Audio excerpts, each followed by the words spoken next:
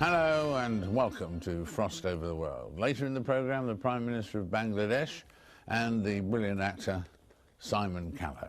But cricket fans from all over the world are focusing on Bangladesh at the moment, the joint host with India and Sri Lanka of the Cricket World Cup. The tournament is providing welcome relief there in the country where the headlines are usually dominated by corruption and political upheaval. So it's the perfect time to speak to Sheikh Hasina, the Bangladeshi Prime Minister. She spent months under house arrest in 2007 and 2008 at the instigation of the then military-backed government. Upon her release, she promptly won the election at the end of 2008. I met her again during her recent visit to London. Sheikh Hasina, it's a joy to have you with us again. Since we were last talking here, it's been a busy way in many ways. You spent how long in solitary confinement before you returned to power? 11 months, yes. Remember, at first they filed case against me, warrant issue warrant. Then when I decided to go back, then they prevented me, the caretaker government, Fakhruddin government.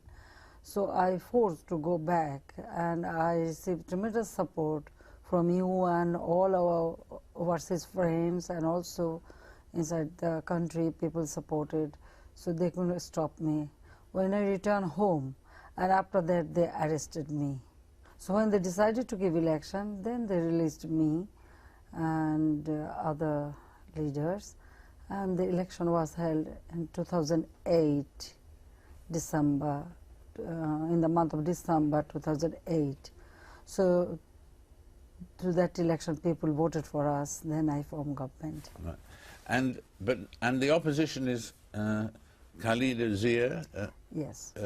The two of you have had a titanic struggle for years, haven't you? Does it still go on, or do you ever have tea together? No, it's Listen, tougher than that. Yeah. No, it's a multi-party system, and each party has its own ideology, own way of working things. So definitely the differences is there, but we struggle for democracy together, no doubt about it. And of course, the other thing that's happened since you were last here is you lost your husband too, didn't you? Oh yes, it's very sad. What happened? Because when they arrested, he was sick, and when they arrested me, they misbehaved with him. Since then, he became very sick, and as because I was in captivity, actually, then he was in the hospital. So after election, he became more, sick. So because of the illness, he died. How has it changed your life? Well, I am busy with my people, my work, but yes, I am alone. The loneliness is there, yeah. But still, as because I am devoted myself to my people, so I am working, I am keeping myself busy with people's work. And everybody writes about corruption in terms of several countries, but in terms of Bangladesh. Is that the biggest problem you face in government? Well, the previous government, during BNP government, they indulged in corruption, nepotism, and also they encouraged the terrorism. That is really very big problem. But I can tell you one thing, since I formed government, nobody could accuse any of my ministers or any corruption. But the corruption, as because our country run by the military ruler, military dictator, so corruption become a big problem, no doubt about it. But we have been trying our best to face this situation and to work for our development, and we are doing it very well, because during our last economic fiscal year, our annual development project, we have implemented about 92%. It's a very good progress, very good progress. So we are doing well. And how much of a problem is the Islamic extremists in Bangladesh? Listen, the extremists are extremists. The Yes. extremists or terrorists, they have no religion, no border. Our government, we have taken very strong stand against terrorist activists. So we will not allow our soil to use anybody for doing any kind of terrorist activities.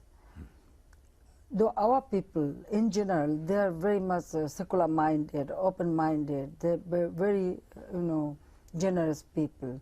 So we are working together because the terrorists always create problem for development. And I am really fortunate, and I appreciate my people. They understand that, so they never, give any kind of support to them. Have you had your life threatened in the time you've been in the hurly-burly of Bangladeshi politics? Several times. Really? Several times. Several times I faced this problem. And the recent one in 2004, 21st August, there was a grenade attack, but I was survived, but 22 people died. So the threat is there, but when you devoted yourself for the right cause of a people, you shouldn't think about it. God has given me life, Allah has given me life. When time will come, I have to go. Yeah. But as long as I am alive, I will work for my people. So I don't care for that. That's really interesting. It's great to have you with us again, Sheikh Hasina. Thank you very much for being with us. Thank you. For joining us, and that's it for this program, unfortunately. My thanks to all of our guests, of course. Do join us again for the next Frost Over the World, but until then, goodbye for now.